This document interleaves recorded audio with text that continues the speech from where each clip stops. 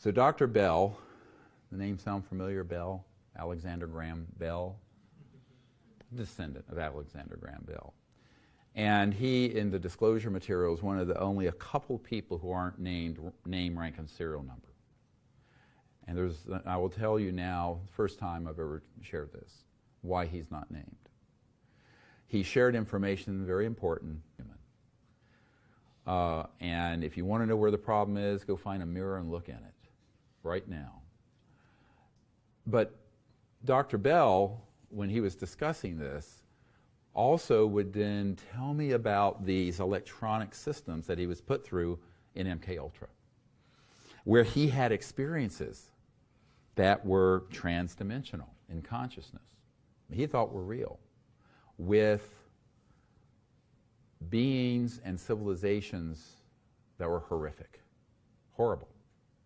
And that's how they taught him to hate the aliens. So whenever he would, that's how they got him to be enthusiastic about the science, because he had these experiences with these aliens. It was all a scripted psychotronic hologram. And he would then say, like Will Smith in Independence, "Let's go kick alien butt!" And he'd go out there, and when they would hit one of these ET craft and it would fall down, he would just jump up and down with joy. We killed another one of the bastards. And I'd sit in his home as he related these things and went, whoa, boy, this is very dangerous stuff. You're dealing with civilizations that have been visiting us on Earth for, dare I say, millions of years. Ancient aliens, anyone? But yes, I mean, we've never been alone. And suddenly we're doing atomic weapons and the nuclear weapons and these scalar weapons and all this other stuff. And they have not pushed back yet. What does that say? It's almost a Gandhi-esque restraint. You know, when Gandhi was shot by the guy who assassinated him, he turned and blessed him and fell. The last thing he did was bless the person in a Christ-like act of forgiveness. So, you know, if they were so horrific, we would have known about it about 1945. It'd have been all over, point, set, match, finished. Now, when I was at the Vatican having a theological conversation about this with Monsignor Balducci, that was facilitated by my very good friend Paula Harris, who's an angel in this field. And Monsignor Balducci was a senior theologian, actually a demonologist for the Pope, Pope John Paul. And we were talking about this. He says, oh, it's so ridiculous. He says, we all know, of course, if they were a threat, it'd all be over. And he said, and I love it, with classic Italian flourish, very tall patrician figure, I think taller than I am. And he said, lower than humanity, there cannot exist in the universe. It was hilarious. I was in his apartment overlooking the Vatican. And it was a very interesting perspective from this senior theologian. Now, he did say that, however, there's an attempt to confuse people with things from other dimensions that are like demons or even angels with ETs. But he says, you know what? Angels, and by inference, demons, don't need flying saucers. But people, because of the strangeness of how an interstellar civilization going through dimensions can appear, people will conflate them or confuse them with either a demon or an angel. Guess what? The intelligence community loves that you're confused. And they put things out to further confuse you. To wit, mutilations.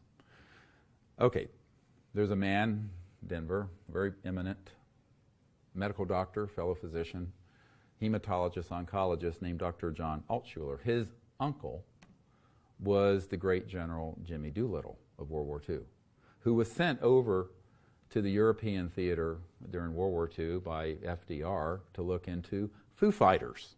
Yes, it's a rock group. Hello, Dave Grohl. But it was originally the object seen in World War II that the Nazis thought was a secret U.S. Allied weapon. We thought was a secret Nazi weapon. General Doolittle went over there, investigated it, and they were these trans-dimensional objects, spheres, balls of energy that would go around our aircraft, go down the center aisle of the planes, right between the men, out the other side, and this and that. And he came back and reported to FDR, and this is during World War II, that, and I'm quoting, he said, "Sir, those are interplanetary vehicles." So that's how far back this goes, and how far back it's been studied very seriously. And so Dr. John Altshuler had a knowledge of this, deep knowledge of this, from his uncle, who was this general. He then lived in Colorado where Snippy the horse, y'all remember Snippy the horse? The first so-called cattle mutilation was a cattle that was a horse. He was called out because he was a pathologist, pathologist, and he was interested in this. So he went out, began to study this in great detail, concluded they were all being done by counterintelligence operations using extraordinary technologies that are all human, staging it to look alien for its fear factor and its psychological warfare value. When did he conclude that? Oh, long before An Alien Harvest was written by Linda Moulton Howe. And this is known in UFO circles. Now the question becomes, and this is a very big problem, what would compel someone to continue to report out to the public things that are extraterrestrial when it was established by the only true medical doctor and scientist in the field decades ago that it was a hoaxed, staged, false flag, supportive, in other words, an event supporting the false flag directive from the 50s. I told you this would be very bad news for all of you and your belief systems. I do not apologize in a way because I think it's unfortunate. What's unfortunate is that the great heroes like Dr. Altshuler, who's passed away, who had knowledge and spoke of this, and a couple people in this room I think probably knew him, were run amok of and trampled underfoot. And the sensationalism of fear and the sensationalism of the evil aliens are here to eat us for lunch, and now are they eating us for lunch and abducting us or mutilating us on top of it. Well, guess what? It's all a lie, a hoax.